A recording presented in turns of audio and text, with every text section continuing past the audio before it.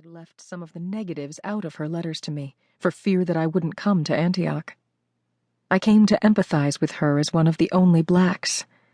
Any black who has been a pioneer, breaking the color line in any corporate, government, or educational position will know what I mean. Students and faculty considered Edith an expert in race relations. She was expected to know all about anything that happened to anyone anywhere in Black America, and to have answers. Whites wouldn't want to have normal conversations with her. They just wanted to discuss the Negro problem morning, noon, and night. This became a burden. Also, while Edith was tall and attractive, with that striking Native American look from our mother's side of the family, none of the white guys had the courage to formally ask her out. While Edith's Antioch experience was far from perfect, it didn't sour her on higher education. She transferred from Antioch in her final year, graduated from Ohio State in 1949, received a master's in English from Columbia University, and later an MFA in theater from Boston University. In 1954, she married Arthur Bagley, a graduate of Cheyney University who received his doctorate in education from the University of Maryland. Years later, Edith joined the faculty of Cheyney, where she founded the theater arts major. She retired in 1996 as Associate Professor of Fine Arts in the Department of English. Arthur was the chair of the Industrial Arts Department. When I arrived at Antioch, I saw some of the difficulties Edith had experienced. What irritated me especially was the ability of some whites to accept me only as long as they could separate me from my race. People would say ignorant things like, "Well, you're so different from the rest of them," as if they actually knew the 11 million rest of them. Often people asked me, "Why aren't there more blacks at Antioch?" The questioner's tone usually suggested it was our fault for not being there in larger numbers, giving no consideration to the economic barriers or institutional racism that had been blocking blacks from gaining a quality education since the days of slavery.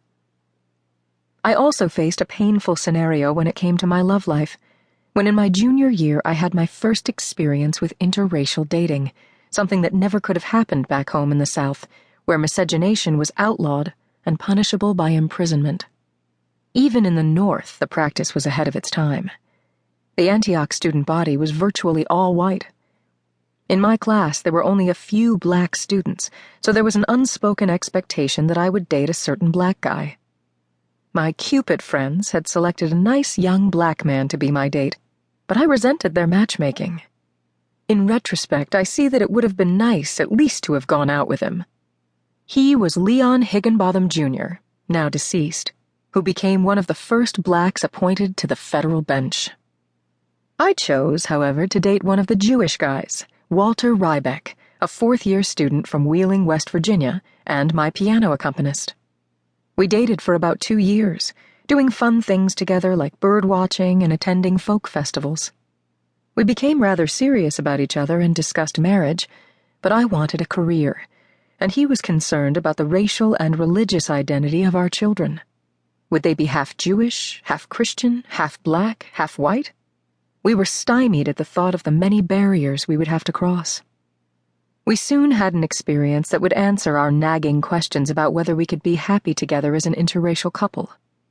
On Tuesday, November 9th, 1948, I made my singing debut at Second Baptist Church in Springfield, Ohio, with Walter as my accompanist. The performance, publicized in several local papers such as the Xenia Gazette, was well attended with more than 100 people in the audience.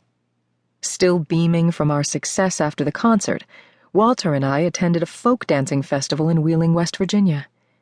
Walt got out of the car to place a phone call to his parents, asking them to meet us at a certain restaurant in town. When he got back in the car, I had one question.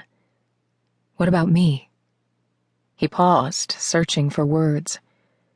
It had not even dawned on him that I would not be allowed to eat at the restaurant he'd selected. When his parents arrived, we ate somewhere else, but the experience depressed me and marred the weekend.